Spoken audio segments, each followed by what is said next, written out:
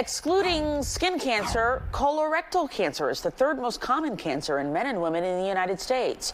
But many adults are not getting the recommended screening test for it, a colonoscopy.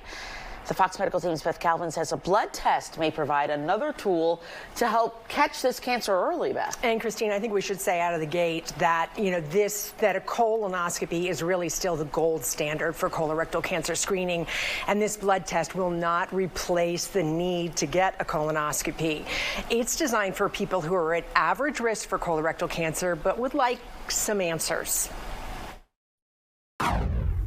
Danny Glussman has come to Any Lab Test now in Buckhead for a blood test he's hoping will give him some answers about a disease that hits close to home for the 56-year-old father of four, colorectal cancer. I had a very close friend that died several years ago from colon cancer, and I'm keenly aware of some of the ramifications of not getting tested. So I like to stay up and make sure I'm current on all my tests. Glussman, who works in commercial real estate, says he had a colonoscopy about 3.5 years ago and got the all clear for another 10 years. Well, it's very quick. It's just a slight jab of a needle, and it took about 45 seconds altogether. Aron Glinsky is the CEO of Any Lab Test now in Georgia, which offers direct-to-lab tests like this. We'll have you in and out in about 15 minutes.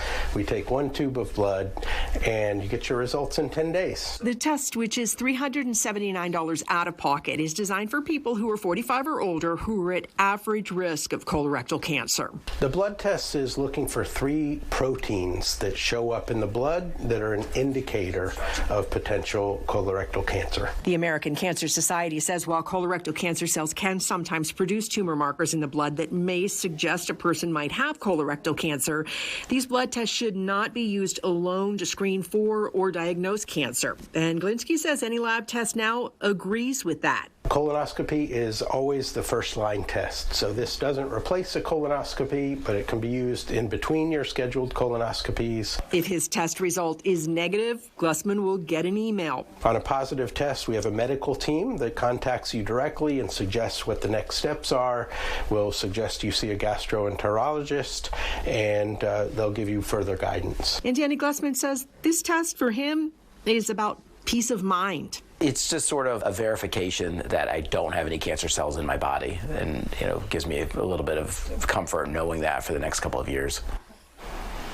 And if your test results are abnormal, you'll likely need a colonoscopy to figure out what's going on. And the same thing if you do the fecal test, that you can do at home, Christine. If you get an abnormal, result, you're going to need to get a colonoscopy anyway. Yeah. Colonoscopy is recommended for people who are of average risk starting at age 45. If you have a family history or you have, other risk factors, you need to talk to your doctor about when to start screening and getting a colonoscopy. And that blood test, like you said, doesn't replace the colonoscopy. Absolutely not, but yeah. What a great way to get more information, those blood tests. Yep. It's a great little tool there. All right, thanks so much, Beth.